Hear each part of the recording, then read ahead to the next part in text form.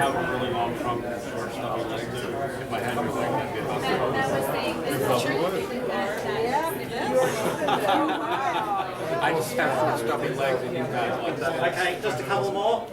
You were number one on 8. Like, who got the first 7? It's his world. Make sure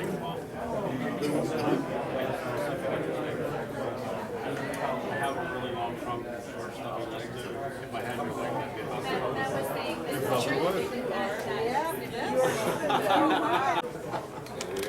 You're supposed to be frowning like proper patriarchs. No, I'm smiling because I'm in control. You were number one on 8. Like, who got the first 7? It's his world. Make sure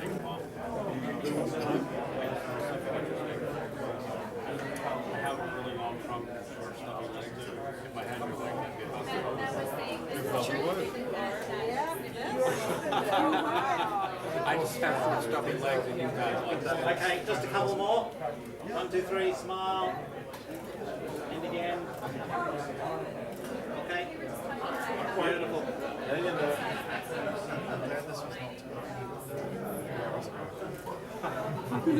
Can someone email that or put it up on the ICMI 14 Twitter feed? Anyone? Yes, we will get that. Anyone with Twitter? It's nice that it has a banner in the back. Okay. Thank you very much. Good on these guys. You want to go to the Do you want me to get it to John? yeah, sure. Sure. I want to go to the bathroom. We need a pee All break. right, no whining during the photography. Say misogyny.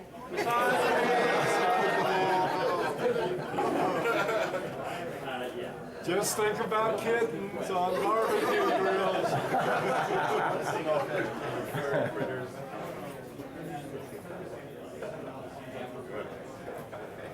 Making history. You okay, Steve? You know, I mean, she was, they had the intention to play, she was on the house. If everybody could take their seats, we'll be resuming in a couple of moments. It's good to see you. Hey, Rob, attorney? Yes. I didn't ask that question. Yeah. We'll talk. Okay.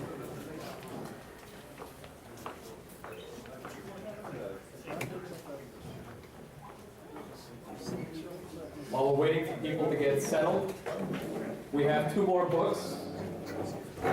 Basket Pad Economics by Aaron Clary. If you have number 13, lucky 13, this book is yours.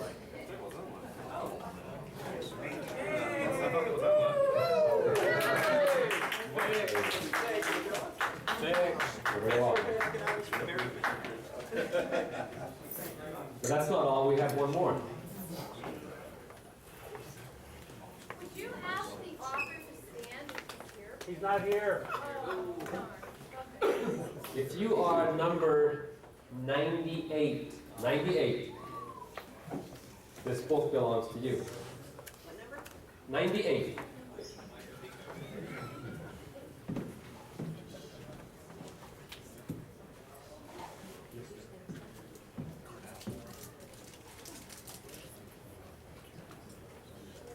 Our next speaker is Carnell Smith. He will be talking about paternity fraud. I had the distinct pleasure of spending some time with him yesterday afternoon, early evening. And we will have Fred Jones make this introduction. Please put your hands together.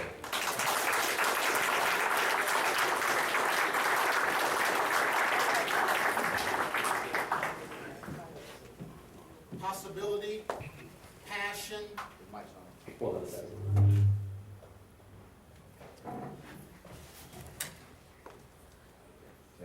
yes, yes, Can we get this mic running, please, David? 2, 1.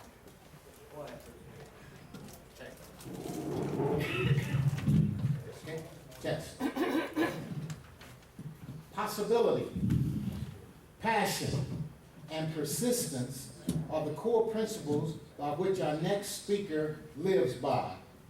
As a leading international expert that won his own case after appealing to the United States Supreme Court, Carnell Smith is a national spokesman on family law and DNA testing issues.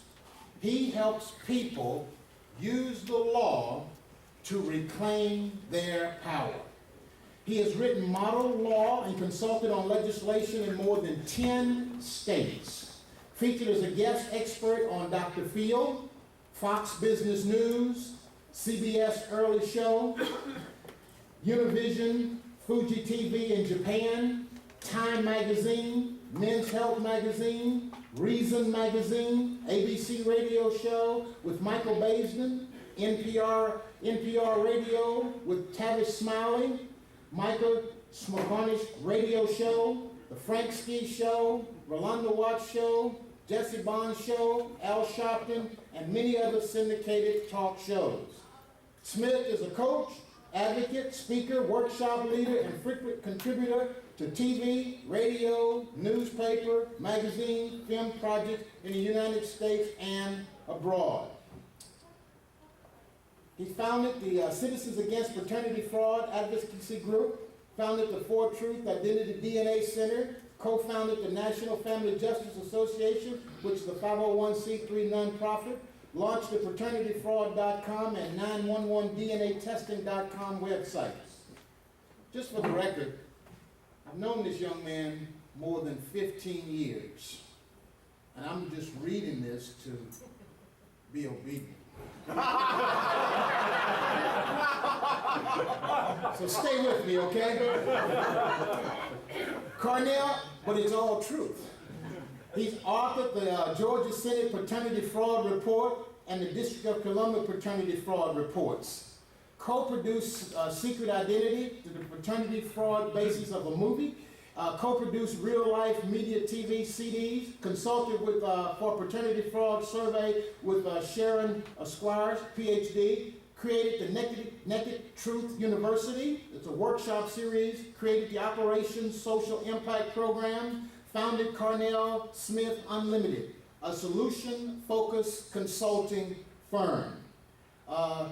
His philosophy is, the mission is possible regardless of the odds when you make up your mind to go for it. Smith will release his book, Mission Possible, the Carnell Smith story, coming 2014 this fall, subtitled, You Don't Have to Pay for a Child That's Not Yours. Would you please help me welcome my friend and Mission Possible strategist, Mr. Carnell Smith.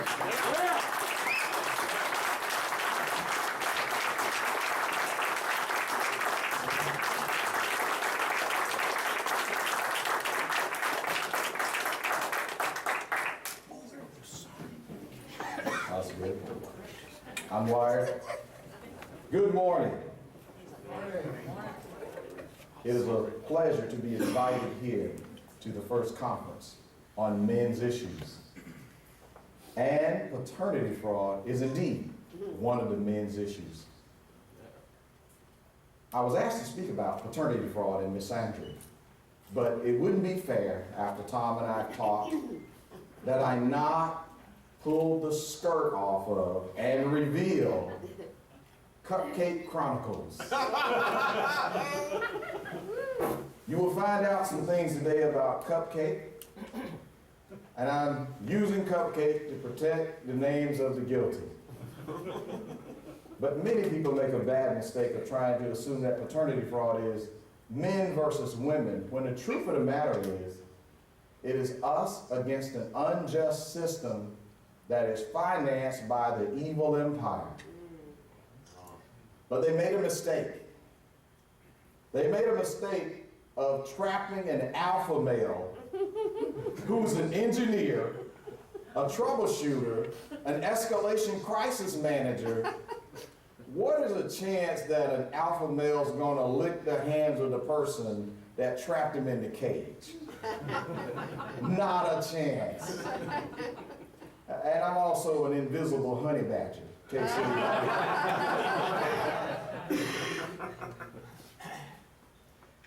A man thought that his troubles were over. He paid child support 15, 16, and he had a spot marked on his calendar. He had the 18th birthday for his daughter marked on the calendar. And when that day came, he got his checkbook out. He was ready to throw a party. He wrote that check, and he says, I want you to take this check to your mother, and I want you to tell her this is the last dime she'll ever get out of me. The young lady takes the check. She goes back. She hands it to her mom, and then she comes back with this rather surprising look on her face, and she said, well, Mom says you're not my daddy. Not funny, is it? In fact, it is probably one of the cruelest forms of deception, betrayal. Because if it were up to us men and we could work it out with the person who had deceived us, we could solve the problem right there. But now let's bring in the evil empire that finances the child support enforcement system. And there are billions of dollars. And their goal is to get massive numbers of paternities established. And may I say, by any means necessary. And herein lies the problem about paternity fraud. Now, I want you to know that I catch a lot of heat over the fact that over 14 years now, I insist on maintaining the name paternity fraud. But it would be fair to you that I not tell you what it's defined as. Most people are okay with the part about a lawsuit being established to make a man support his child. Like, yeah, okay, that's cool. We want guys to step up to the plate. We want responsible men to step up to the plate and take care of his child. But there's a little problem here. The definition within Parsons Law, Black's Law dictionaries, and a few others that says the willful and knowing concealment of a material fact constitutes fraud. Let's put the two together. Cupcake alleges that someone caused her pregnancy while she knowingly hides the existence of other paternity candidates, or how about this? He didn't do it. And she knew that he didn't do it. However, she has a motivation. Because I'm going to talk about 4 ways that paternity fraud happens. Remember now, I didn't name names. She is Cupcake, okay? Let's keep that straight for the record. Cupcake is not limited to one race. Cupcake is not just limited to one status of whether single or married. Cupcake cuts across religious lines, social economic lines. She has cousins. In fact, you probably know Cupcake. After today, you might know someone who needs to be warned that they're in a relationship with Cupcake. But in spite of all of that, Cupcake is really a tool of the evil empire. And she herself is being used, but as long as she's getting paid, let's ask Cupcake. Cupcake, do you see anything wrong with lying for money? No. But it wouldn't be fair to you without breaking this down a little further. So the 4 ways that paternity fraud actually happens is single men and teen boys. And in the United States, they've crafted a very good technique to take advantage of this thing that we men who like to provide and protect. And we tell them, we need you to come to the hospital because your baby's here. And you want your baby to have a father, don't you? And he's like, yeah, well, I'll sign that, sure. Only problem is they already have a deal with Cupcake. Now, Cupcake, you can't get your child support if you don't get his autograph. Now, he comes to the hospital expecting to find a child that's whose? His. He doesn't know, though, that the hospital staff are getting paid $20 to $50 for each paternity confession that they get signed. Yes, I'm being a little smart-ass with using the term confession. We're asking him to sign a document admitting to a pregnancy with no proof, just on the words of Cupcake. Now, does Cupcake have any incentive to hide material facts? Anybody, you believe she has an incentive? Yes, she does. And if you're a parent of a teenage boy, did you know that your income can be factored into the equation for child support for your unemancipated son? Now, Cupcake doesn't see a problem with that. I sure as heck do. The next area that happens is called marital paternity fraud. Marital paternity fraud is based on the common law. Lord Mansfield actually believed that any children born while the wife is married to the husband were automatically his children. Beautiful concept. In fact, in terms of ideology, we're like, yeah, that's right. But blacks don't put a couple of exceptions in there. Except when he didn't have access to her during the time of conception. Except when he was away on the high seas for more than 9 months. And, as you heard earlier today, the children were actually his property. So he didn't really have to lose anything other than the fact that he had been shammed by a cuckolding wife.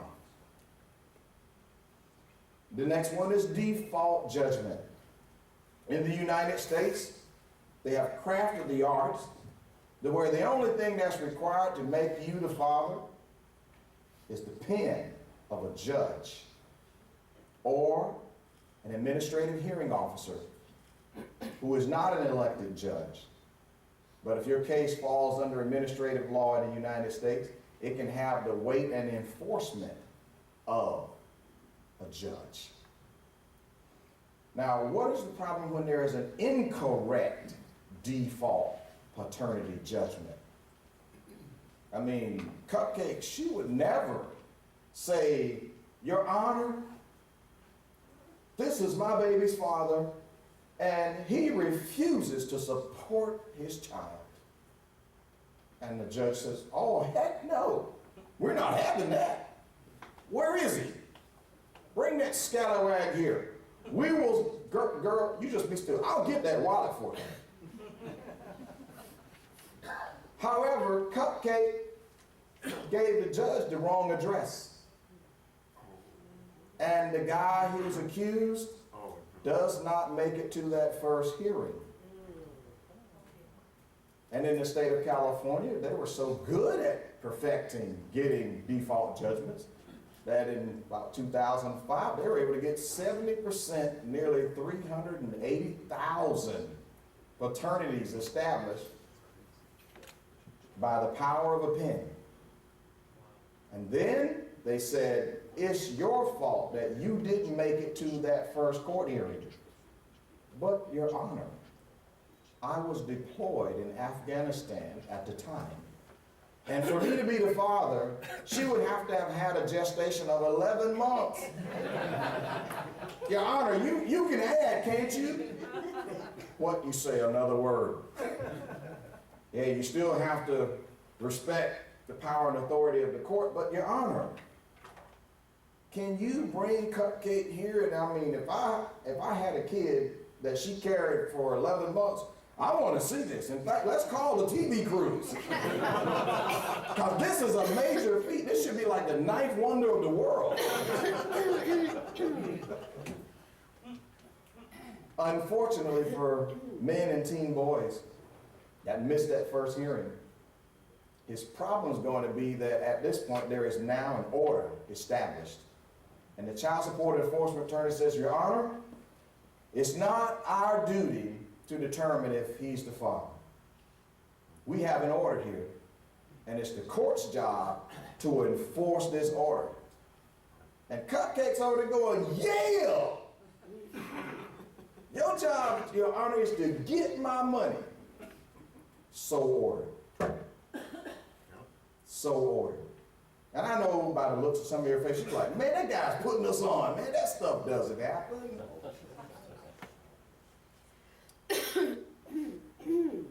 What about this last category? Mistaken identity. I had a client who's a young man who was going to the Atlanta airport. He was going to pick up a relative who was coming in town. He made a wrong turn, and he ended up going up a one-way street. Now the local law enforcement saw this and decided that he needed to be educated on proper driving. And they ran his name after he showed his ID. He apologized profusely for making this wrong turn. He was trying to get to the airport to pick up his relative. What he didn't know, there was a guy who had a warrant for outstanding child support who had exactly the same name that he did. You have no idea what happens next, so I'm going to tell you what happens next. This is what happened next. Even though the warrant described a guy who was 6'1", 140 pounds, who was as lovely complected as I am. Only problem is this young man who became my client, and I got an attorney for him, and I offered him my DNA testing services, because if he was right, I wanted to make sure that Cupcake got all of the credit she so richly deserved. And they put this young man in jail for 3 days.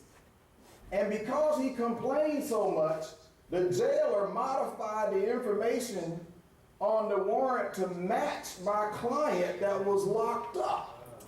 Whoa. Here's the problem. My client had the same name, but he was only 5'6". And he was also muscular. And he also had a much lighter complexion than me. I can tell that this guy didn't look like the guy on the warrant without my glasses. And I'm extremely nearsighted, so dogs run out of the way when I'm driving, so you don't want me driving without my glasses. But I believe that the local law enforcement were capable of identifying the correct person versus the warrant. Here's what it took for us to extricate my client out of that mess. We actually had to file a motion and demand that Cupcake be picked up, bring her and her child to the court so that I could provide the legal DNA collection services with full chain of custody, photograph, fingerprint, and tracking to and from the lab. And I was going to do a rush job on this because, you know, if my guy was really guilty, then, you know, he should be responsible, right? Well, Cupcake came reluctantly to court with an escort because we insisted that she come to appear before the court to identify this person. And Cupcake says, that ain't him. And the court, I said, well, let's order the DNA test so that my client will never, ever have to face this again.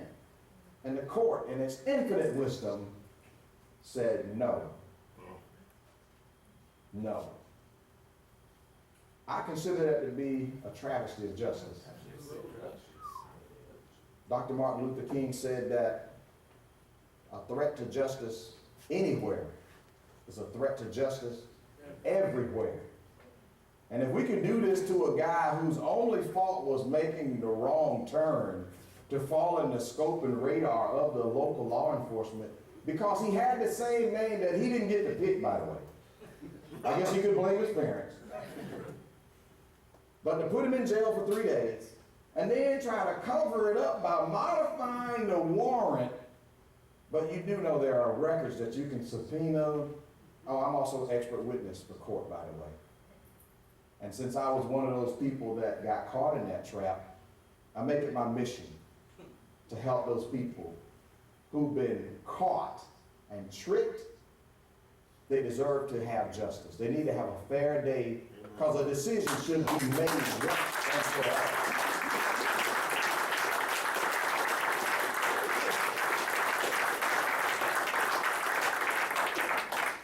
But let me tell you something else about Cupcake.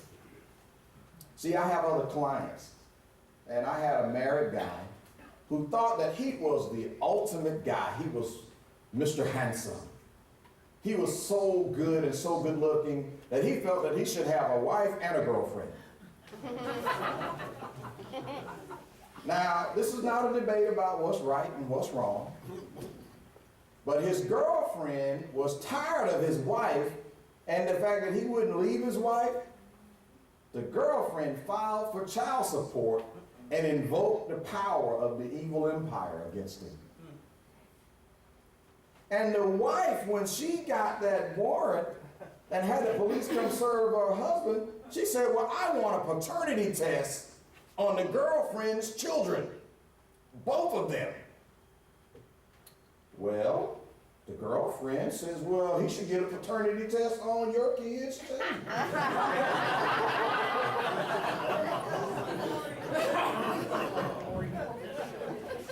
And the attorney for Mr. Handsome knows that I provide services on site live at the courtroom, says, well, let's settle the matter. Why don't we do DNA testing on all of them? And I said, you know, that's a fine idea. That's a fine idea. So I provided the services, and in about 3 days, the truth came back. He was married to Cupcake, and he was also dating Cupcake. All of the children from the girlfriend, child 1 and child 2, are not his. All of the children from his wife are not his.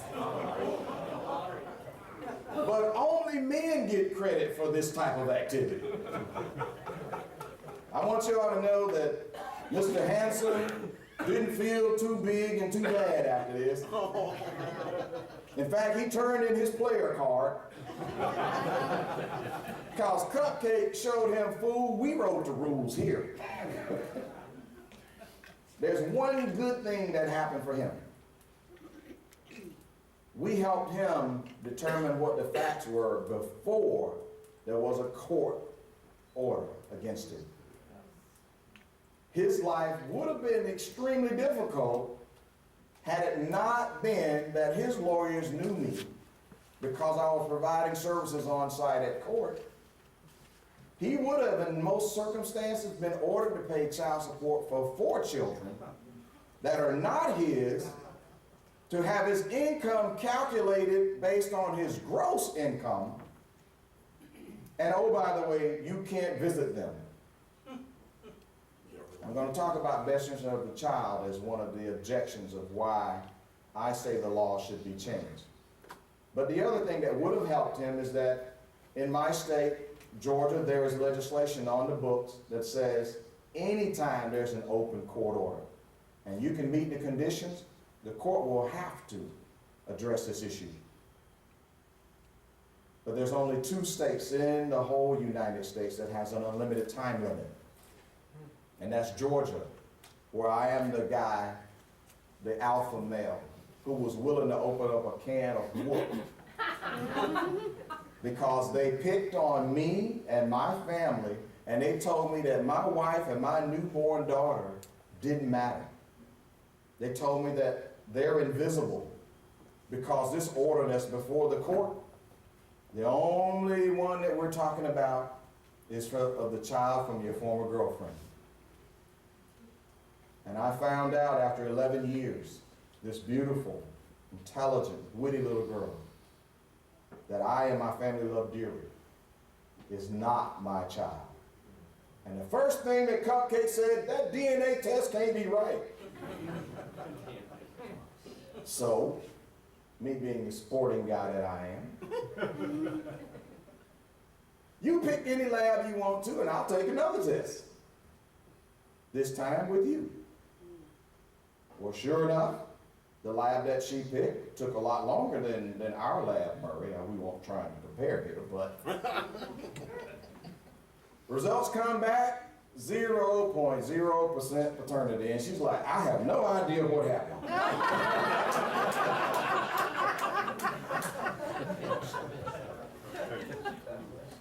I don't want to make light of this, but see, the impact to men in the area of paternity fraud is so intertwined and intertangled with all of the other things that happen to men throughout this human rights movement, this fathers' rights movement, is that men become depressed, nervous breakdowns, stressed, because the evil empire then pulls a gun on him and says, you're going to give up that money or you're going to jail. I don't know about you, but that could be some powerful motivation to say, I will not be silent. I will not just lie down and take this. I will fight this if it's my last dying breath, and I'm going to do so on national television, because as a man who's born in America, a free man, I'm going to call out my state for supporting slavery against men, involuntary servitude.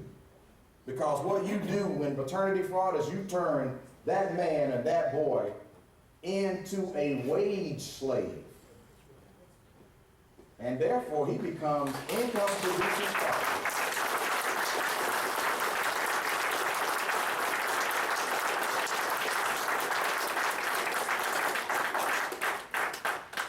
And as a wage slave, he is income producing property of the evil empire. And why should the evil empire change its order of business, modus operandi? Why should they change that? Because we got him. Well, Your Honor, it's his fault that he didn't figure out that Cupcake tricked him. And Cupcake says, yeah, that's right, I tricked him fair and square.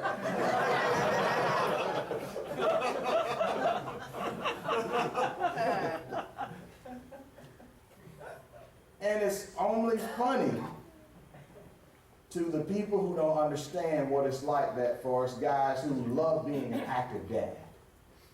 We love being involved with our kids. But when you're a paternity fraud victim and you even want to have a relationship with a child that you now found out is not yours, the infinite wise court says, but you're not a relative. WTF? Oh, that means what the frick for me, okay? Feel free to use your own definition, okay? But the same court says to me, the parents that have teen sons, those married men, the same court says, but now, get your hand off that wallet. Now, that's ours.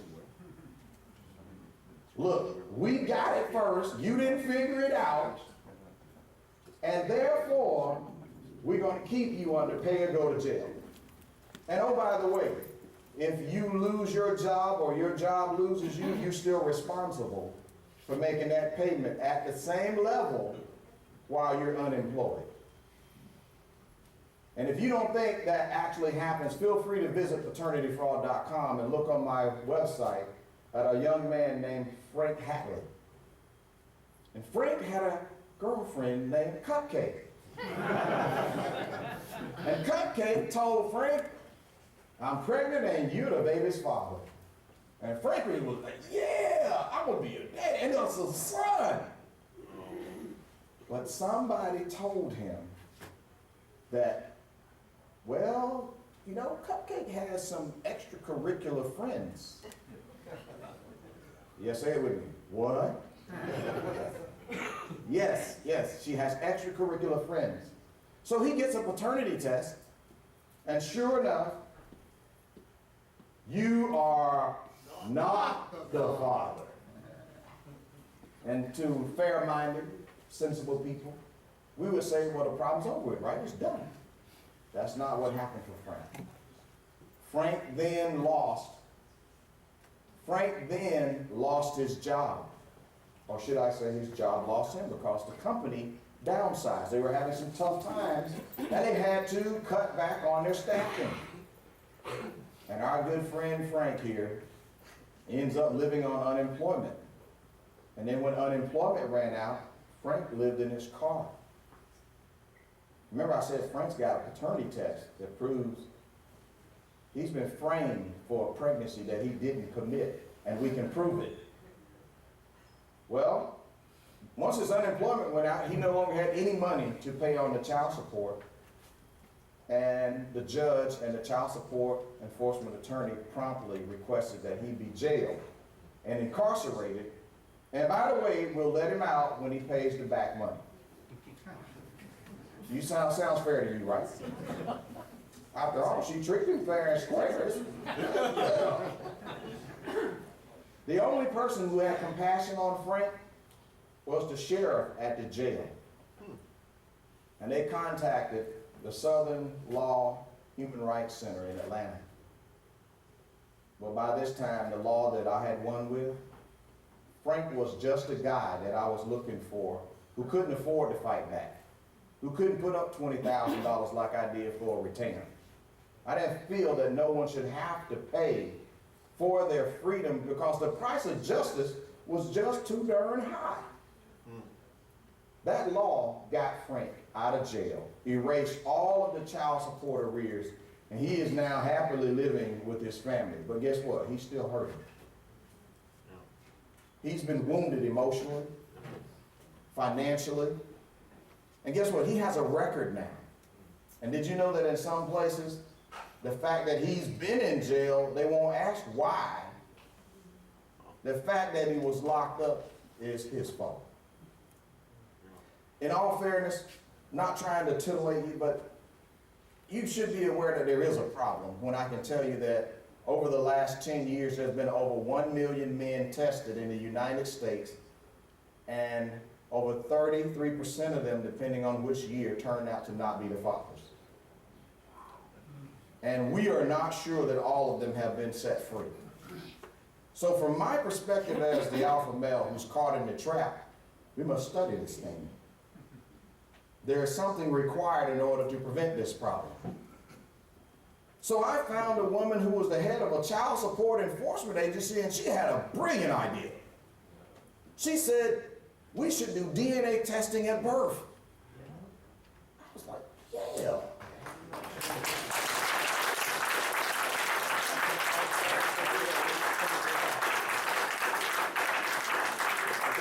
You're not going to clap after this, though. She said a woman shouldn't be forced to put her husband's name on the birth certificate when her boyfriend is the daddy. And people said, yeah, this should be her choice. Carnell Smith comes along and says the same thing that she says. Well, we should do automatic DNA testing at birth because that would stop paternity fraud within a week of leaving the hospital. Lo and behold, I've been told that I'm against women. What about the best interest of the child? I'm like, well, what about every child having the right to know the truths on their birth certificate?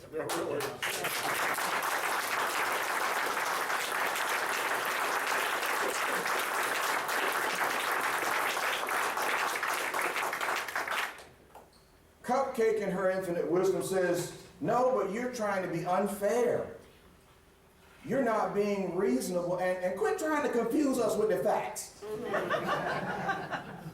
Because it's all about the child until you say, well, best interest of the child. Why does not include having a relationship with the child? Why not have a relationship with the children that are yours? I told Cupcake in my case that my family and I love your daughter, and we're willing to still do for her because of our relationship with her. And Cupcake said, if you're not willing to pay me money under the pay or go to jail evil empire, You cannot see her. I was like, you sure about that? And in all the media stories, only one or two you'll find that I was the guy still trying to see the child who wasn't mine, but outside of the court system. I understood the power of the evil empire. And the solutions for this whole mess, if we could get Cupcake to tell the truth 100% of the time, before there was a court order, before there was a no-fault divorce, before there was a transfer of marital assets and property, I think we could have worked it out. We could have solved it and said, well, look, just let us have a relationship. Some of you may have seen me on the Dr. Phil show where I debated a very, well, maybe not a debate, maybe a spirited discussion with the attorney Gloria Allred. According to the audience, I won that debate.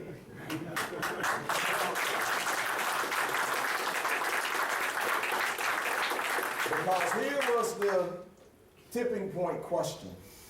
Gloria Allred said that my client who was there with me, the doctor, he should have known that Cupcake was lying to him because he has a medical doctorate degree.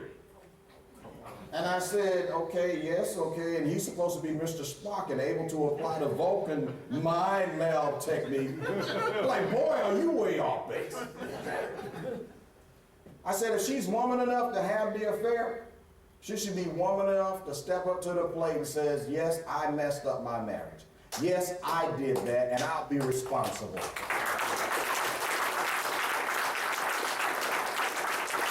I want to tell you this. The laws can be changed, but you have to first believe that it's possible. If you do nothing, then nothing changes. People contact me saying they know someone who's affected. Now, you got a choice.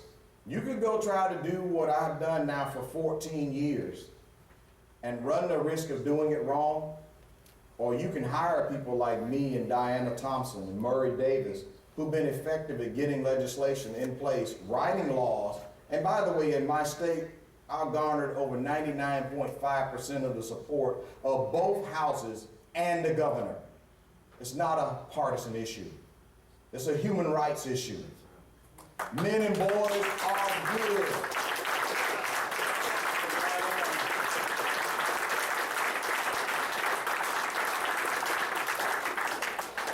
You need to know about Cupcake. Cupcake is used by the evil empire to meet their quota of paternities, numbers. But nowhere in the financing of the states does it say there have to be accurate paternity establishment. Expose the issue. Expose the fact that there are solutions and there are people like the alpha man, the dude that wouldn't quit, the guy who's a proud member of the Open Can of Whoop Club. Will you join me? Yeah. Yeah.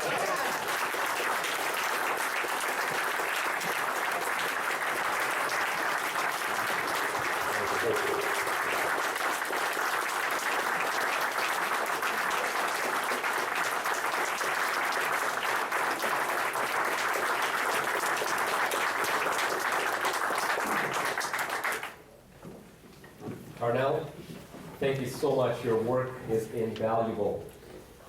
The conditions that men face in this area are daunting and simply just unbelievable. Thank you. At this time, I have two more books that we are going to give away.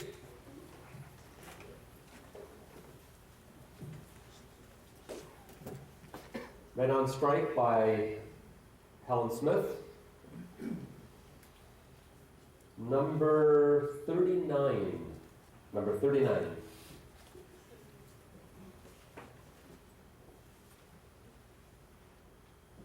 Bachelor Economics by Aaron Clary.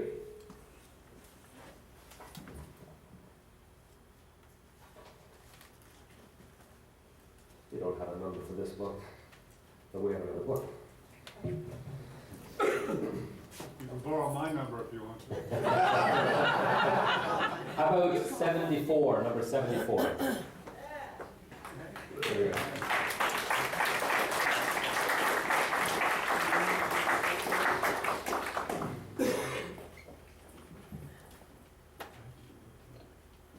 Congratulations.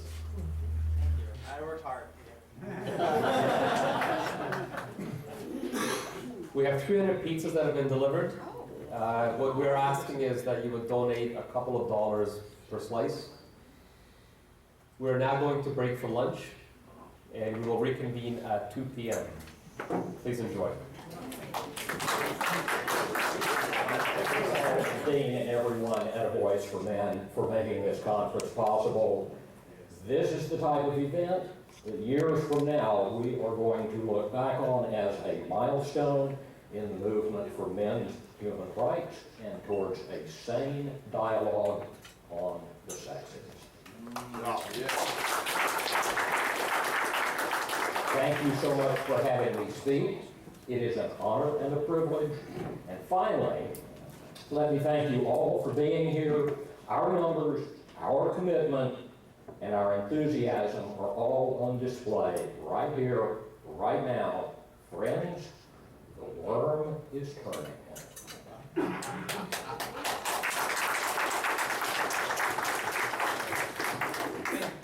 Like so many people here, I've had my own red pill moment. Mine came in 1997 when a friend of mine, Greg, received a telephone call from a young man. The young man was Greg's son. He was 21 years old. But Greg had never heard of him before. 22 years previously, Greg had had a brief affair. She broke in, and the woman had conceived a child.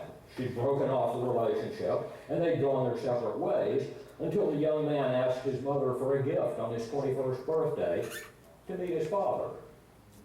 As an attorney, I wondered what Greg's legal remedies were for her intentional deprivation of his parental rights. So I researched that issue and quickly learned the astonishing answer: he had none. The legal system found nothing amiss with what she'd done. But I didn't stop there. The thread of information I was getting was simply too enticing not to follow. It took me to books like Kathy Young's Ceasefire, Sanford Braver's Divorced Dads, Warren Farrell's The Myth of Male Power, and countless others. And lo and behold, the picture that came into focus looked nothing like the one I'd seen a million times in the public discourse on men and women. The men I learned about in those books looked nothing like the father I'd grown up with. My friends, pardon me, the men I learned about in those books looked like the father I'd grown up with. My friends' fathers, teachers, relatives, coaches, and the like. Assaulted daily by images of men as callous, violent buffoons, I had unconsciously assumed that the men I had known were in some way outside the norm. Now I knew better. I plunged into family law, and over 17 years of study and writing have come to some hard conclusions. First, broken families, mostly fatherless ones, are the single greatest problem to face Western culture.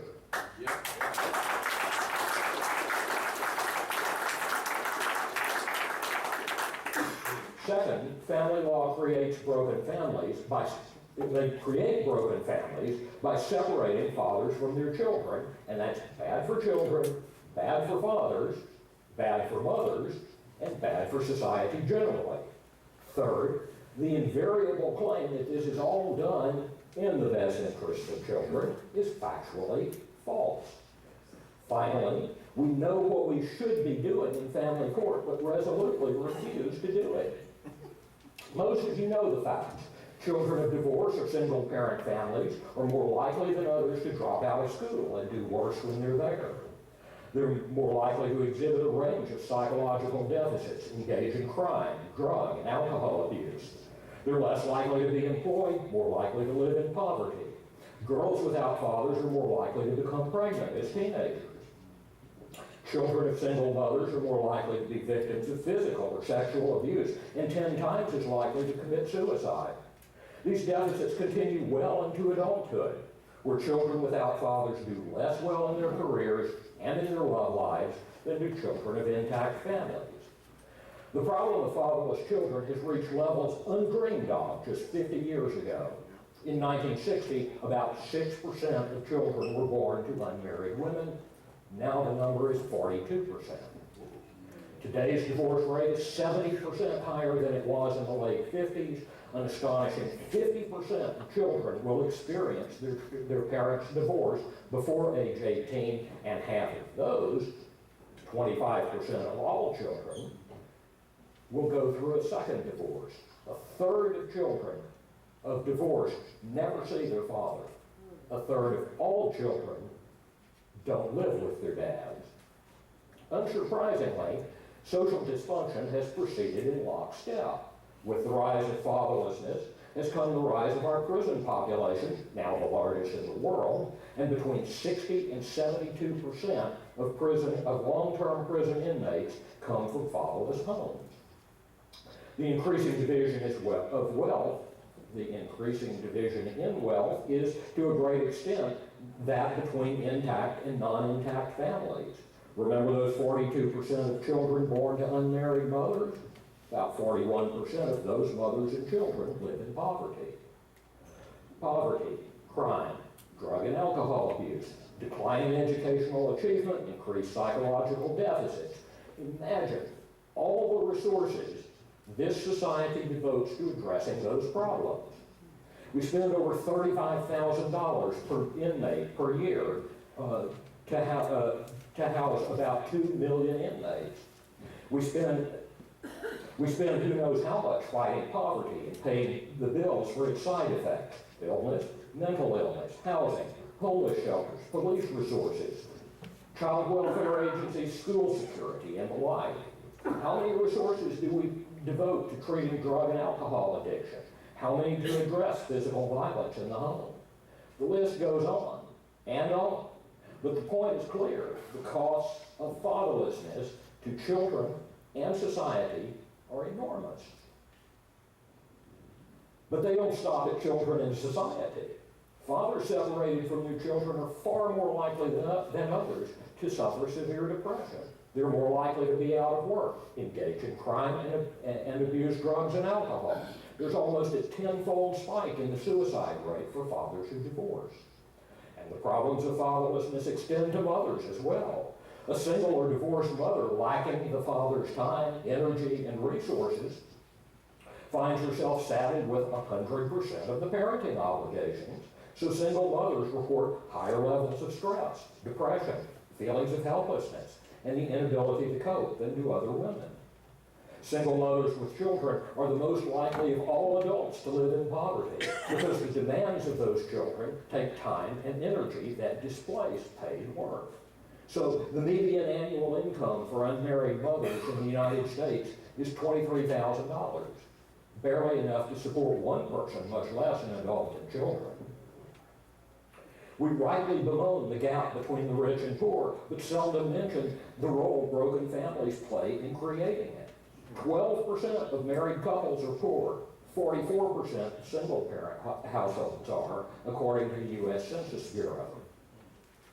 Given the many adverse impacts of fatherlessness throughout society, it is not too much to say that broken families constitute the single greatest problem we face. Indeed, that was the conclusion drawn by Barbara Defoe Whitehead in her article in the Atlantic Monthly magazine in 1993.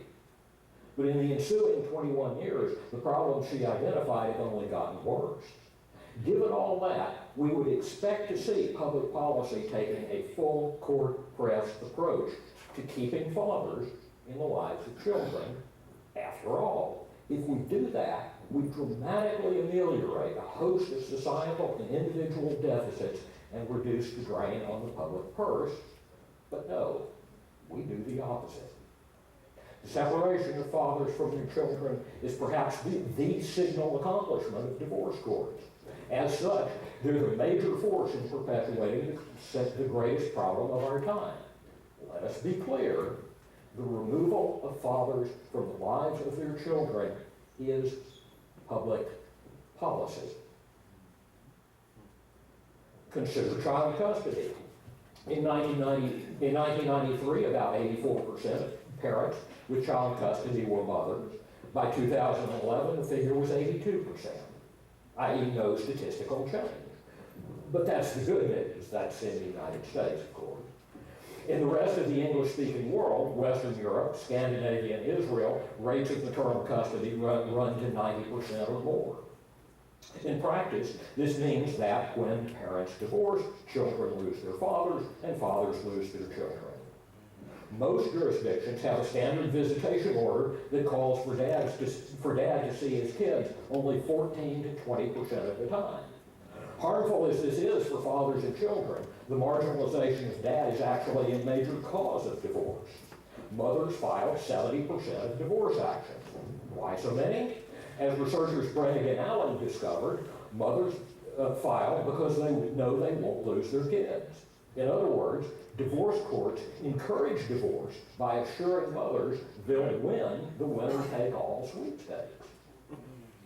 Where did anyone get the idea that children should go from seeing daddy every day to seeing him only one day in 5 or 6 or 7?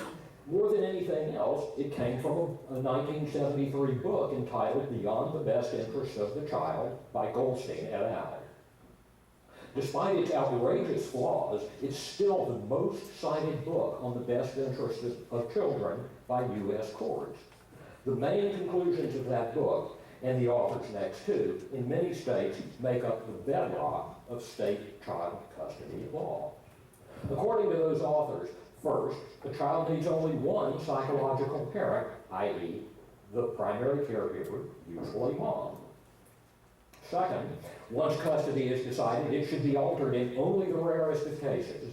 Third, visitation by the non-custodial parent should be at the sole discretion of the custodial one. Finally, laws should discourage joint custody.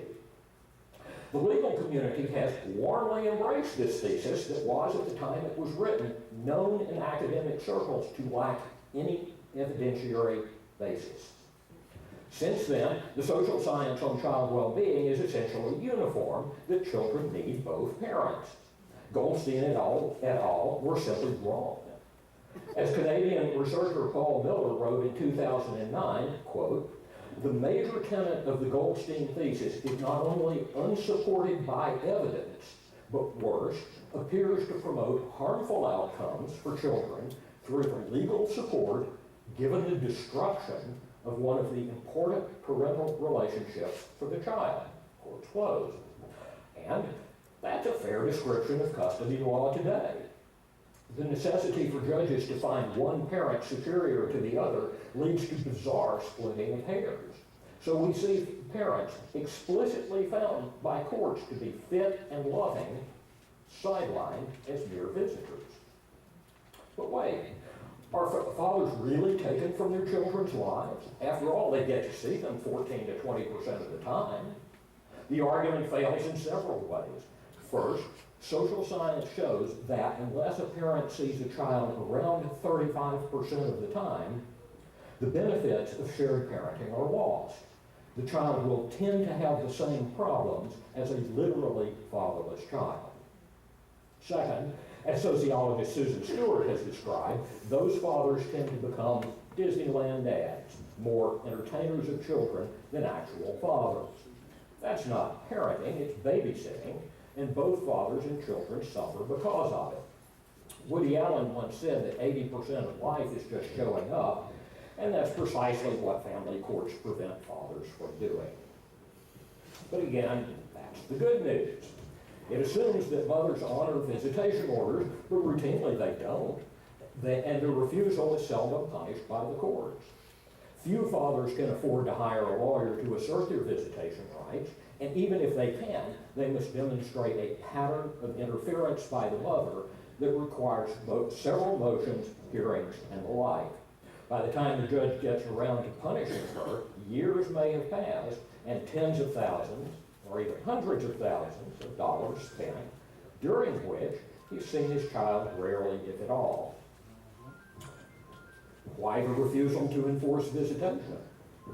For one thing, it's federal policy. The Office of Child Support Enforcement spends some $5 billion a year for child support aid, but a mere $10 million to enforce visitation orders. That's a 500-to-1 ratio, and for my money, a rough approximation of the value the system places on support versus visitation. Into the bargain, federal regulations prohibit any of that $10 million from being used to pay lawyers to represent non-custodial parents, i.e. the very thing they most need. Nor is custody interference punished criminally, despite laws passed to do exactly that. In Texas, where I live, interference with custody is a felony. It's a jail felony. But a recent investigation by the El Paso Times revealed that the police and district attorneys of the state's major cities simply ignore the law. Those officials whose job it is to enforce criminal law, but in the case of father's visitation rights, nullify it instead. It's even worse in Australia. There, the non-enforcement of visitation rights is a matter of public policy. Historian John Hurst tells us that in Australia 30 years ago, family courts decided that alone, among all the orders they issue, only one, visitation orders, would go unenforced by contempt. 90% of those orders are issued on behalf of fathers who are therefore essentially the only litigants in the country on behalf of whom courts refuse to act. To top it all off, we've long known that parents whose access to their children is not obstructed are far more likely than others to pay child support. So you'd think we'd work extra hard to ensure access by the parent who pays, but no, we do the opposite. Speaking of child support, it too helps separate fathers from children. One of the many scandals bemoaned by the OCSE is that courts set support levels higher than non-custodial parents can pay. But that same agency financially rewards states for child support collected, ensuring that the practice will continue. The more support ordered, the more is paid, the more federal money collected by the state. And of course, the loss of his driver's license and possibly jail also stand between dad and his ability to pay support. Plus, fathers are far more likely to be punished for non-payment of support than are mothers. First, under 29% of non-custodial mothers are even ordered to pay child support at all, versus 56% of fathers. And when they fall behind, mothers are much less likely to be punished. A Massachusetts study last year showed that 95 to 98% of the parents sent to jail for non-payment were fathers, even though mothers are less reliable about paying support. Fathers with arrears were 8 times as likely to go to jail as were mothers who'd fallen behind. But the drive to keep fathers out of their children's lives extends far beyond family court. Consider adoption. In New York, in the late 1970s, the Putative Father Registry was born. And today, at least 31 states have one. Putative father registries have but one purpose: to facilitate adoption by denying unmarried fathers the opportunity to contest it. They do this by requiring single men to file a form with the state for any child they may have fathered, whether they did or not. Failure to do so means the father is denied notice of any adoption of the child. But PFRs are closely guarded secrets. Texas, for example, spends no money to publicize the registry or its consequences. The unsurprising result? Fewer than 1% of children born to single mothers had a father file with the registry. That result, though, of course, is highly agreeable to adoption agencies and lawyers. Fewer inconvenient fathers to impede the process by which the two get paid.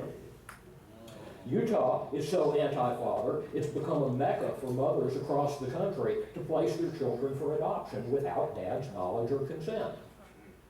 Until this year, even a mother's fraud to the state gave the father no cause to reverse an adoption.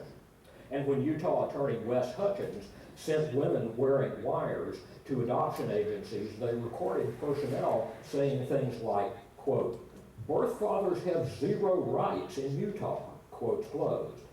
give them an A for being honest. Others simply wrote the birth mothers of sworn affidavits for them to ensure the fathers wouldn't be identified. Unjust as that is to fathers, it's doubly so to children. In the United States, there are only about 75,000 stranger adoptions, meaning not step-parent adoptions, completed every year. But there are some 425,000 children in foster care with no legal parents. Plus, of course, millions of children languish in orphanages throughout the world. Those are all kids who desperately need parents. So, you'd think we'd do everything in our power to connect good adoptive parents with the children who truly need them. But no, we do the opposite. We force adoption on children who do not need it. Putative father registries deprive fit fathers of the opportunity to care for their kids while using the scarce resource of adoptive parents on children who don't need to be adopted. Every time they do so, a child in foster care or an orphanage goes without. Nice, huh?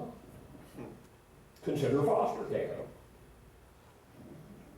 Single mothers are very likely to live in poverty and often have their children taken from them by the state child protective agencies due to abuse or neglect. That happened to about 700,000 children in the U.S. last year. Once taken, the children are placed in some form of foster care. Now, the social science on foster care is not pretty, despite many foster parents providing good, loving homes for children in need. Overall, foster children are at greater risk for physical, sexual, and psychological abuse, more likely to abuse drugs and alcohol, do worse in school, etc., than are children in parental care. So, given that being taken from one's parents is itself traumatic for children, and the fact that foster care often has deleterious effects, and the fact that the state has to pay foster parents, you'd think we'd approach foster care as a last resort, but no, we do the opposite. CPS agencies routinely railroad children into foster care, and when they do, we notice the absence of a certain person, dad. When CPS agencies take children from a mother, they often ignore the father as the obvious next choice for the child's care. In 2006, the Urban Institute did a study entitled, "What About the Dads?" that found that in over half the cases in which a child was taken from a mother, CPS caseworkers made no effort to contact the father. None. The situation is so bad that a federal court in California ruled the practice a violation of father's civil rights, but there's nothing to indicate it's abated. Data show that father care is better for children than foster care, and in any case it's cheaper. As the child's biological parent, the state pays nothing to fathers who care for their own children. But rather than improve the lives of children and save taxpayers' money, states routinely opt for foster care over father care, as the Urban Institute study shows. Does that make any sense? Actually, it does. In the perverse world of family law, it does. As usual, money is the root of the problem. The federal government pays states for every child taken into or adopted out of foster care. In short, the more children a state can channel into foster care, the more money it can receive from Washington. So, listen to the former chairman of the South Dakota Senate Appropriations Committee, Bill Napoli, on National Public Radio. Quote, "When that money came down the pike, it was huge," Napoli said. "That's when we saw a real influx of kids being taken out of families." He said there was little lawmakers could do to rein in the Department of Social Services. This was federal money and it went straight to the department. Quote, "I'm sure they were trying to answer a public perception of a problem," he said, and then slowly it grew to a point where they had so much power that no one could question what they were doing. What they were doing was trafficking children. Yes. And intentionally deprived.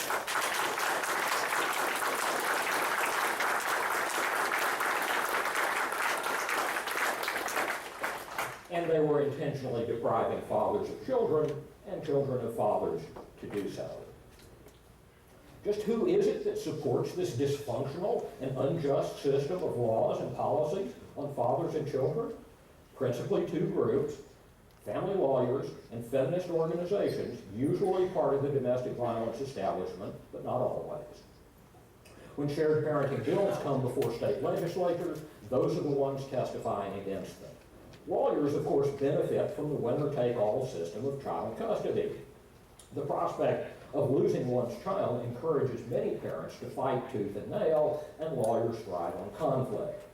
Bad blood means more motions to file, more hearings to attend, more custody evaluations to conduct, etc., all of which lawyers take straight to the bank. So, divorce lawyers fight every effort to make divorce less adversarial. Hey, they've got yacht payments to make. You gotta have sympathy for them. Of the countless shared parenting bills that have come before legislative bodies throughout the world, not one has ever been supported by a feminist organization, and many have been opposed by them. As a few examples, the National Organization for Women, its affiliates in Michigan and New York, the National Association for Women Lawyers in Canada, the Fawcett Society in the UK, the National Council of Single Mothers in Australia, have all actively lobbied against even the most modest improvements in the rights of children and fathers. This is true despite the fact that more parenting time for dads would increase mothers' time to do paid work, earn, save, and advance in their careers. All of those, of course, are long-time feminist goals. But it seems that for feminist organizations, some things, like keeping fathers out of their children's lives, trump even their dedication to women. Who'd have thought it? This opposition to equalizing the roles of fathers and mothers is, as you might expect, laughably disingenuous. For example, opponents of fathers' rights say that cases are decided on the best interests of the child and are therefore sacrosanct. But are they? If judges are acting in children's best interest, why are so many faring so poorly? The answer is, of course, that judges, however sincere their beliefs, are doing no such thing. As Paul Miller points out, what predicts custody orders is not children's interests, but the sex of the parent.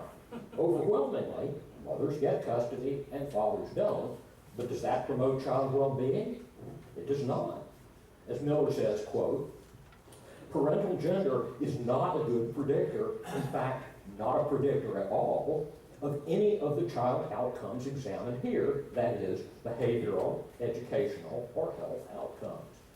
Thus, there appears to be a disconnect between the theoretical criterion of custody determinations, best interests, and what actually plays out in the justice system, quotes close. Why this uniform failure on the part of judges to do what they claim to be doing? Surely one reason is our refusal to educate them on the science of children's welfare post-divorce. We now have a large body of science that tells us what parenting arrangements promote children's welfare. So you'd expect that science to be a big part of judges' training, but no, we do the opposite. Nowhere in the English-speaking world do we teach judges the science on shared parenting and its many benefits to children, parents, the justice system, and society generally. Indeed, when one father's rights organization in the UK asked what science on parenting judges are taught, the Judicial College informed them that it had no such science and wouldn't use it if it did. Nice. So much for the best interest of children. Another claim by the anti-dad crowd is that custody orders reflect parenting time during marriage and so should be maintained afterward.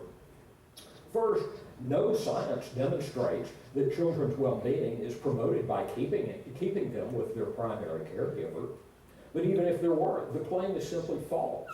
According to the data of, among others, the Bureau of Labor Statistics in the United States, Stats Canada, and the Organization for Economic Cooperation and Development, fathers and mothers who both do paid work perform essentially equal amounts of parenting. When non-working parents are added to the mix, the difference in parenting time expands, but even then, fathers do between 40 and 42% of the hands-on child care. So, even if those opposed to increased fathers' rights were correct, which they are not, fathers should still see their children at least 40% of the time, but that standard exists nowhere in the world. Then there's the old warhorse of the anti-father groups, domestic violence, according to which fathers are uniquely apt to hit their wives and kids and so should be marginalized in their lives. Of course, we've known for decades that men and women commit domestic violence about equally, and women are more likely than men to initiate physical conflict. And the U.S. Administration for Children and Families shows mothers do between 60 and 100% more abuse and neglect of children than do fathers. But what's new information is just how little of this is ever an issue. The state of Nebraska just completed a study of its custody cases over a 10-year period, and the results opened a lot of eyes. Allegations of domestic violence were made at all in only 5.4% of cases, while child abuse or neglect was alleged in 6.2%. In short, domestic violence and child abuse are, in the overwhelming majority of cases, non-factors in deciding parental fitness. By now it should be clear that family courts routinely do the opposite of what they should be doing if, as they claim, they're promoting children's interests. That they, in the process of harming children, also harm fathers, mothers, the social fabric, and drain the public purse is a situation that fairly screams for reform.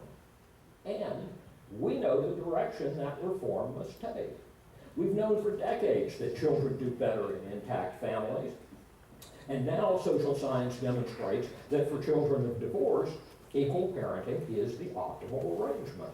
By equal, I mean any ratio of parenting time between a 35-65 and a 50-50 split, since the benefits to children tend to kick in when they see each parent at least 35% of the time. I don't remotely have time to delve fully into the social science of equal parenting, but here is the briefest of summaries. First, equal parenting helps preserve children's relationships with both parents, and that is vital for their ability to adjust to the psychological trauma of divorce. If divorce courts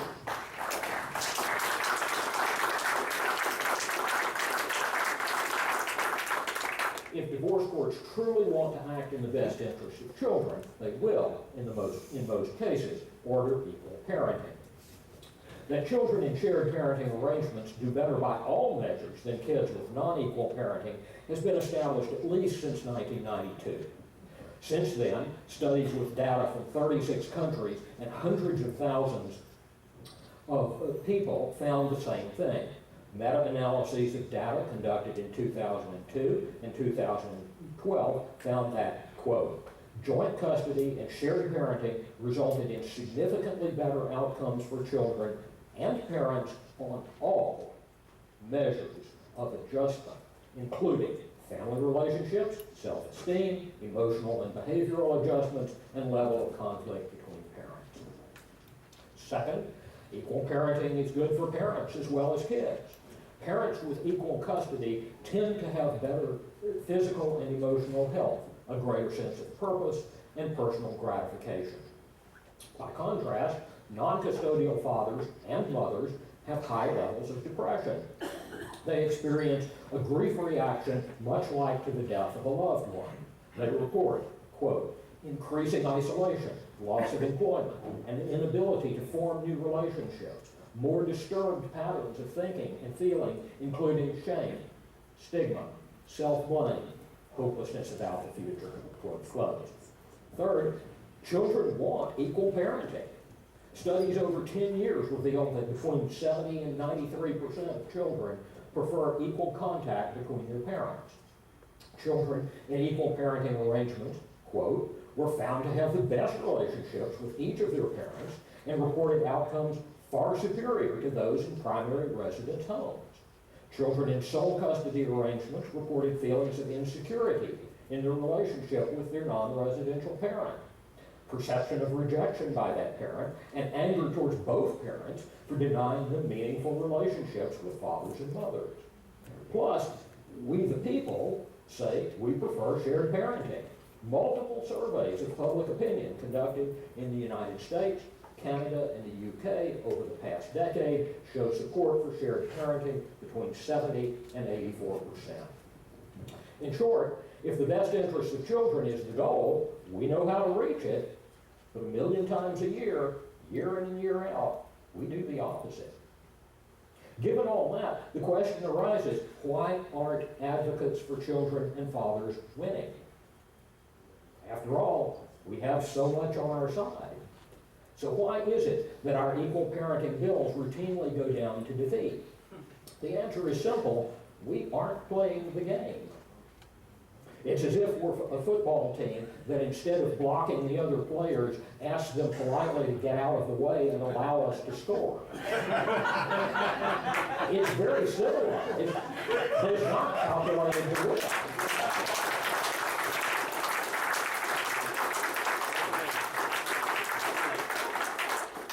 Time and again, we lobby state legislators, many of whom genuinely support us.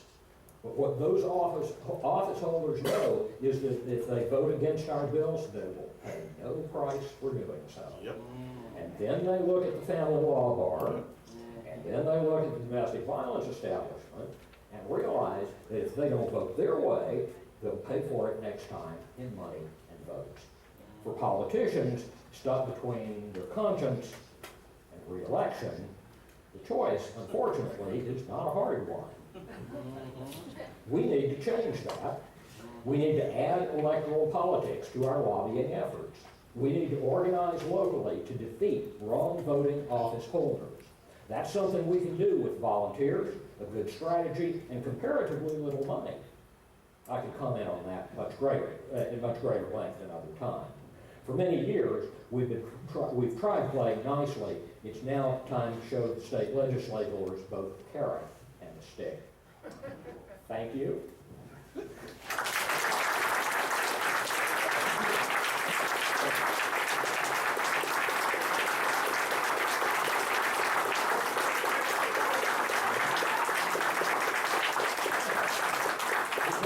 don't have time for questions, but that doesn't mean I can't ask you one.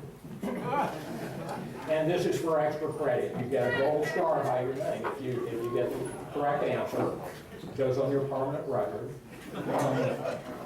You remember the book I was talking about called The Best Interest of the Child? It's an incomprehensibly bad book.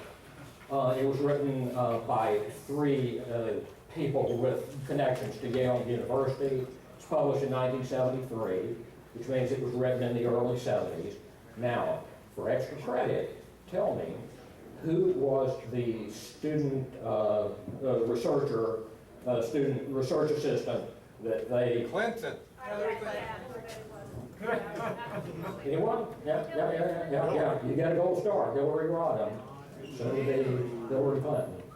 Send author, It Takes a Village. Yeah, that was her. It takes a village. And she was almost fired.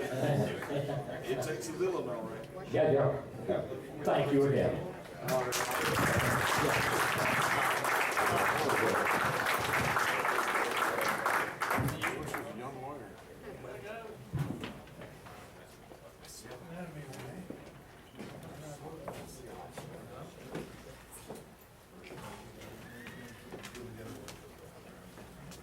Thank you, Robert, for that very informative speech.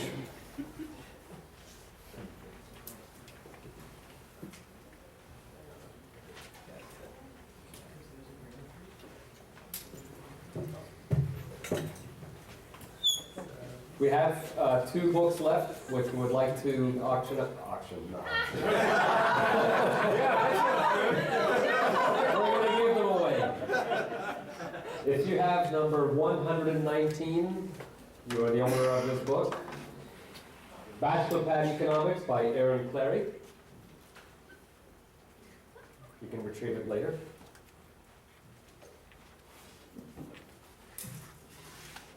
Our next speaker, Terry Popp, Green Beret, Airborne Ranger, Paratrooper, Infantry Soldier, former professional fighter, college graduate, author, poet, warrior, comedian. Worked in the following professions: soldier, fighter, financial planner, investment banking, mortgage banker, real estate agent, retail.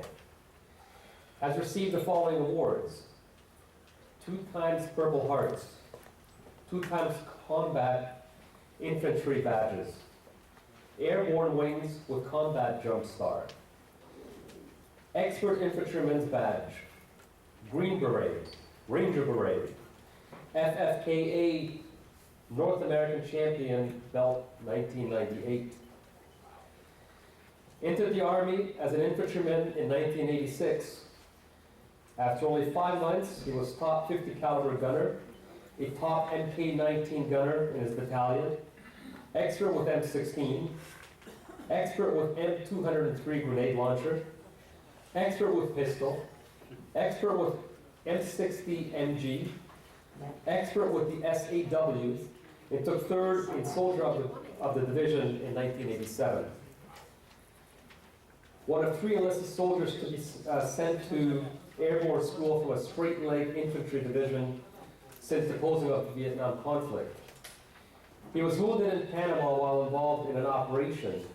He was run over by an enemy truck within 30 seconds of landing on the drop zone and still fought all night with a dislocated right hip, torn knee, tendons, and a 3rd-degree sprained ankle, not to mention the concussion sustained when struck by a vehicle moving at speed. Wounded by an IED in Iraq. He was called a murderer and assassin in court, and his wounds were used as a basis to justify the loss of his children. In 2005, Popp was a man leading 159 soldiers in combat. By 2007, he was living out of his car, homeless. He was written off by his wife, his country, his family, and had to come to grips that as a man, he was totally and completely expendable. He spent over $20,000 of his own money for rehabilitation equipment and therapy to fix his mind. He is the author of The Warrior's Way and The Soldier's Soul, and runs www.redonculus.com with over 52 videos posted, including the award-winning Purple Heart's Last Beat. His story is not done yet either, not by a long shot. Please put your hands together for Terry Popp.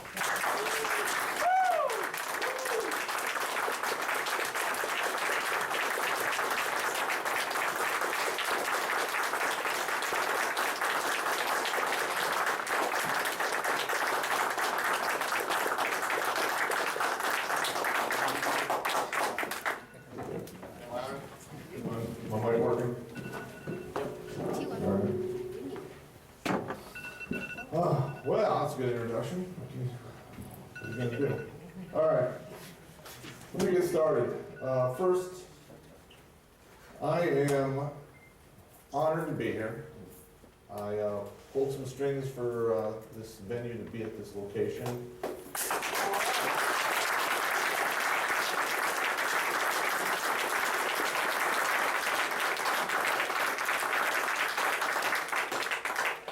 Yeah, when I learned that it was being taken from the DoubleTree, I was, I don't know, I got kind of pissed off. I'm not the guy that you get want to piss off me. Hey, so Mark, you bring my bag up here? I left some stuff in there. All right, you know, what can I say? as a person over the past 28 years who has been, you know, in the military system, I've seen firsthand a lot of the carnage and waste that takes place during this fiasco that we're going to call family court. Stand by. Oh, lady. I bring the wrong stuff for just a second. All right. Game on. I guess we're winging it. All right, I can do that. All right, so we've already gone through the introduction. All right. I want to set the stage for the video we're going to show here. All right. As he covered, in 07 when I wrote this, I was probably at the lowest I could possibly be in my life. I was, at that time, very disenfranchised. I had given my blood, my life, my soul to my country under the false belief that if I were to ever enter the legal system, that I would be treated fairly, and the Constitution, which I have sworn a blood oath to defend, would apply to me. But nothing could be further from the truth. That's right. I mean, we're all here. I mean, it's crazy. I'd like to start the video. Could I have everybody back there on your feet to come forward and fill the seats up here? Because this is just a small screen and there's a lot of detail that you're going to miss out on. Also, this is a fictional representation of something that is going on 25 times a day out there in the real world. Now, I'm not going to, kill you with statistics. We've already gone over a male is 4 times more likely to commit suicide as soon as he hits the age of 18. Then it doubles into their 20s. And then the divorced male goes up, the last studies I saw was like 13-15%. So it's only a logical jump to assume that members of the military, especially veterans, would fall into this bracket, this barber pole, this range fan, I want to call it. Now imagine coming back from war, having your wife go, I'm trying to think of a good way for this, but I'm a comedian, so what's going to say, I went cuckoo for Cocoa Penis Puffs. Crazy for some Rice Krispie treats and a couple of Polish sausages thrown in there. I'm just saying the situation was unrecoverable. Tried to work with it, but couldn't.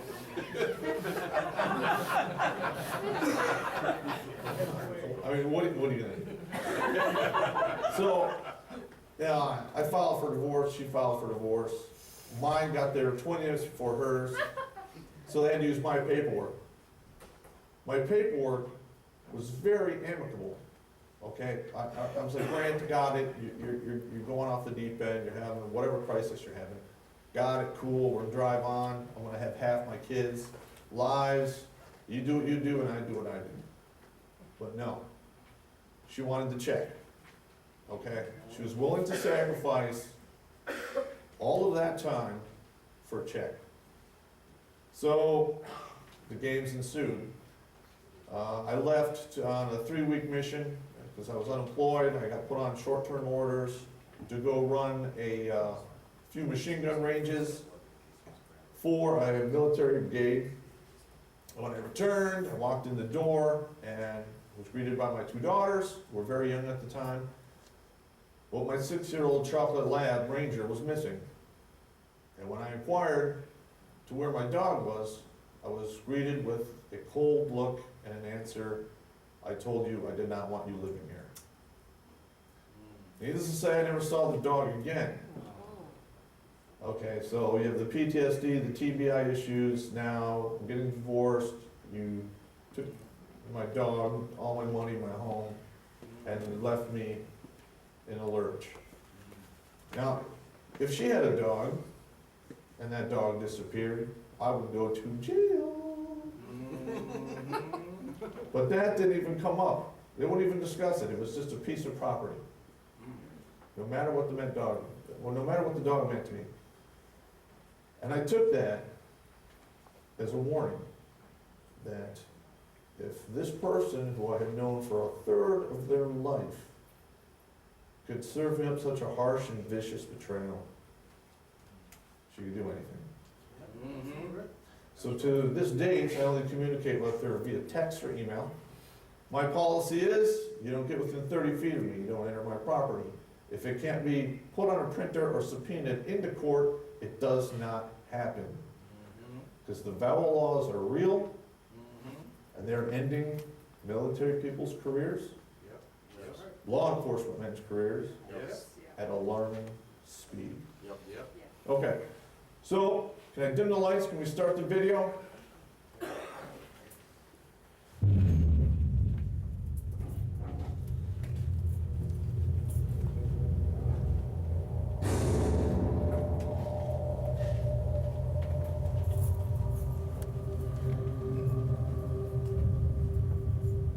I remember the letter I got from my wife while I was in Iraq. She said she wasn't happy.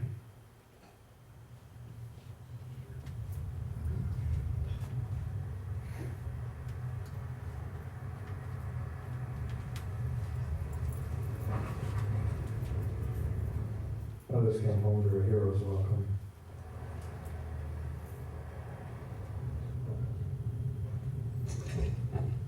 I came home to the echo of an empty house.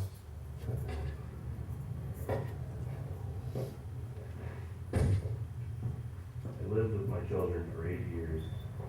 I raised them when my wife worked. I fought for joint custody. I was called a murderer and an assassin in front of the judge. Why should I miss out on raising my children just because she isn't happy? I make $45,000 a year. She makes $40,000. After taxes, child support, child care, health care, I have $18,000 a year left to live on. I followed the rules. I went to the so-called friendly court for some relief. They just said, it's the law. When I got laid off from work, I went there again, 4 times. Showed them the paperwork. And each time they told me I was in skilled trades and it should be easy for me to find a job.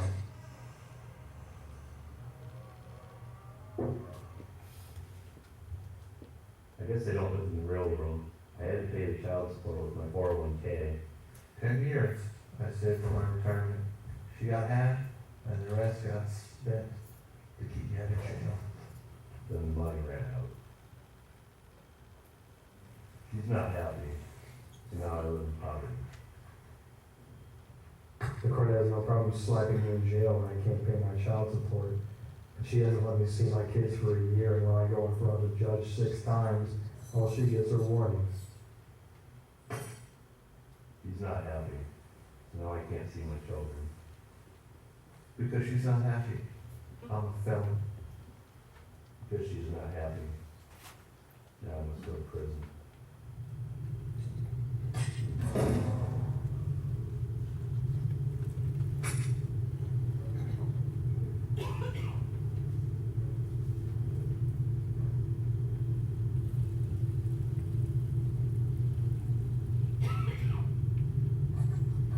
I got called up to go to war for my country. I got sent 7,000 miles away to bring freedom to those oppressed. Now my country has spared me and my children. Now my country has forced me into poverty and servitude. Now my country has turned me into a criminal. It's doomed me to prison. All because she was not happy.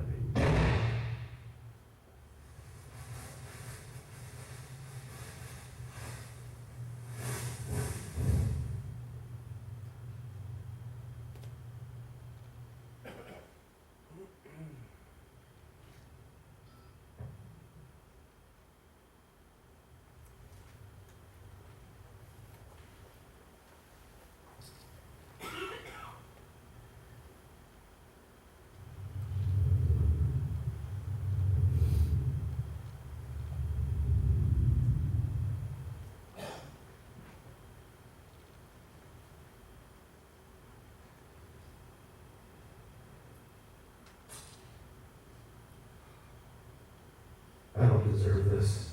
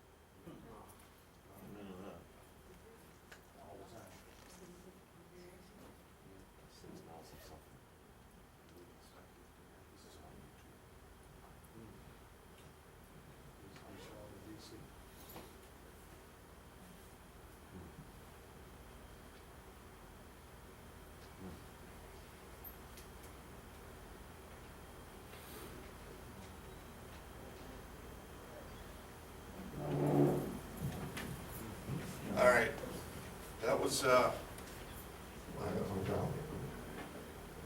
we good here? All right. You see, this is dedicated to Major Lance Waldorf. Just want to give you a brief history on this particular individual. When he was the first lieutenant, he was assigned to Company F-425 Airborne Infantry. He was my platoon leader and I his platoon sergeant. Now, if you are so fortunate enough, when you are a new lieutenant, to have a good platoon sergeant, he will make or break your career. He will teach you what is not in the books, the wisdom between the pages, and guide you through your successful command, which you will carry on for your military career. I was that man for him. He succeeded at his job. I spent 10 months to a year with him. We froze, we starved, we did airborne operations. We did everything soldiers do. I knew him, he knew me. He was like a brother to me. Okay, and the truth behind this video you see here, this was going to be my suicide. All right, I had planned it out. You know, I'm a methodical kind of guy. I had written 138 letters to be disclosed to my daughters over their lives till the birth of their first child. And I had put 2 lawyers on retainer, one to fight for my life insurance and to administrate a trust, and then the other to handle the letters. My punch-out date was June 6, 2008. Major Lance Waldorf went to the Holly National Cemetery and shot himself on June 2nd. So my platoon leader took the bullet that was meant for me. All right, that was 8 years ago. I ran his funeral. I organized his taps in 21, his rifle squad, flag detail, watch at the crypt. I saw firsthand how devastating that this was, and it changed my course of action. That I would not go down so easily. I would not pick a permanent solution to a temporary problem. I would persevere, and I moved on. And that's when I did a few more videos under secondclasscitizen.org, but I had a real hard time dealing in the negative. So, you know, since I suffered a TBI, I lost my ability to sleep. I said, why not use my extra time that I have to do something positive? So I started redarkless.com. And all of the subjects that were talked about here today, I touch on, and I do so in a comedic light. And they are my therapy. They make me feel better, number one. Number two, if they make somebody else feel better, or they learn something, it's a win. Okay, and even if they're entertaining, there's another one, so it's a win-win-win.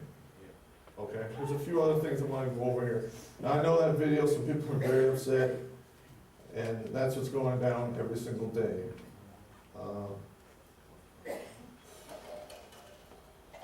I would like to go over the Soldier Sailor Relief Act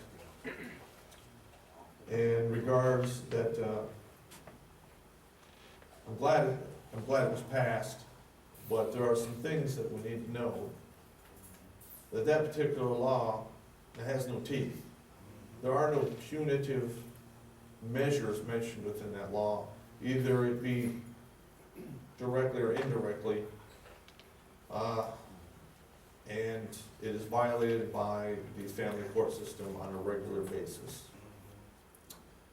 And a lot of times these judges will say, I did not know anything about it. Well, if you go into a court and you say, I did not know about the law, I recall some words, ignorance of the law is no defense.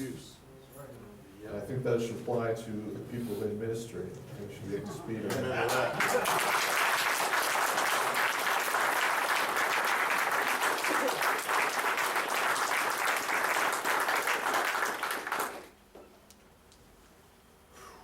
All right, so I dissect things using math since I worked in that field for a while.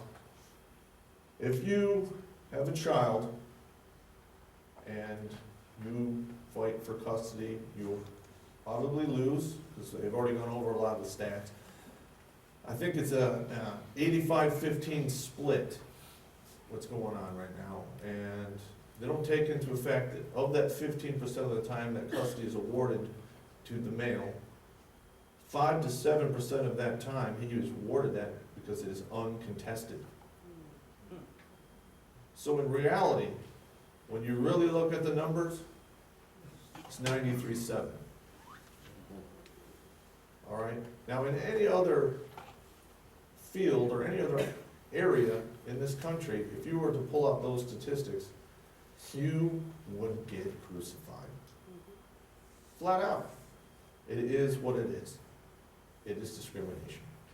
You walk into court with a peg deep between your legs and a couple of seed pumps, and you're a loser. Am I wrong? I don't have a PhD. I don't have a master's degree. I just have a bachelor's degree in public administration. I explain things a little more colorfully than the average person.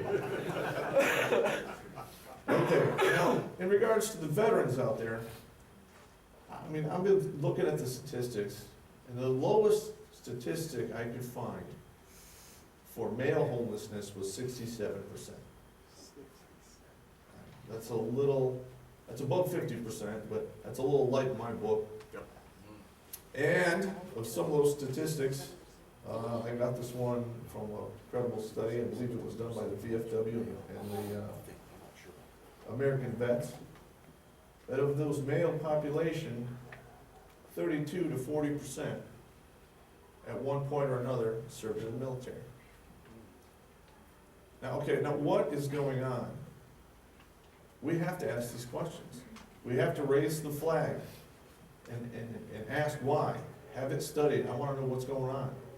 There's a failure somewhere, and it needs to be corrected.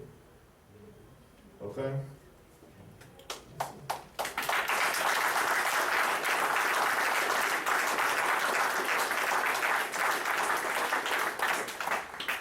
I want to bring to your attention of Matthew Hines, who was stationed somewhere in the Pacific in a submarine. This was going around in Facebook. I got this 2 days before I came out here. And apparently, Judge Margaret No had put a bench warrant out for his arrest to come to his custody battle for his little girl, which he had custody of before he deployed to sea. And the mother of the child had lost custody for unfit parenting. Good words, I was going to use something more probably. And I'm going to be first to tell you that the Navy is not going to surface a nuclear sub and bring it to port so one of their soldiers can make it to court because of Judge No has failed to read the Soldier Sailor Act and needs to be held accountable. Well, Matthew Hines, I have put all the fish in the water and all guns to bear in this situation. And hopefully we'll see some resolution on this. I'm not a politician.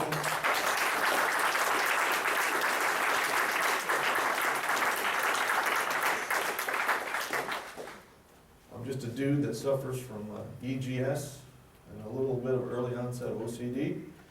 And that would be evil genius syndrome. Early onset of old creepy dude.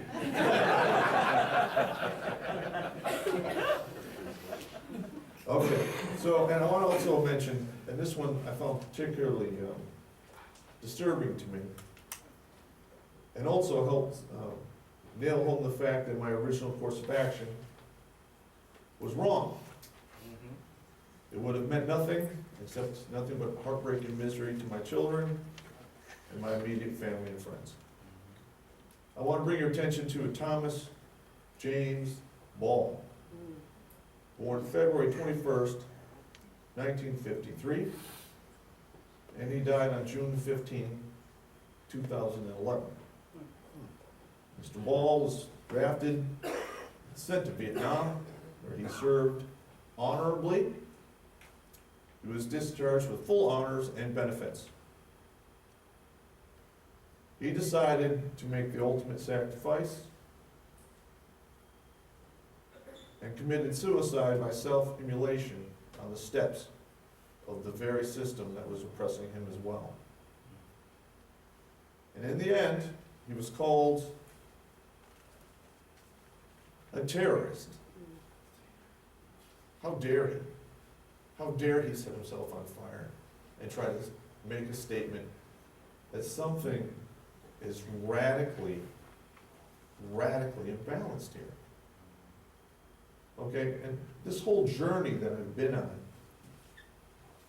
has helped me to see that in any system, be it your individual life, be it your club, military, government, world, you have yin and you have yang. And there needs to be a balance. And right now we are not. Okay? The question and the answers are all before us. We have the largest prison population on the earth. And there's a lot of information you can get from them because they're not going anywhere. The answers are there. You just ask them. If people have, but nobody has listened. I've seen the studies, and they're not pretty.